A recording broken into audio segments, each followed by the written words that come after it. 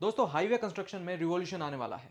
Ministry of road transport ने AIMC system introduce किया है जो रियल टाइम ट्रैकिंग और एडवांस मशीन्स के साथ हाईवेज के डिलेज को फिक्स करेगा। लखनऊ कानपुर एक्सप्रेस पे एआईएमसी पायलट प्रोजेक्ट चल रहा है।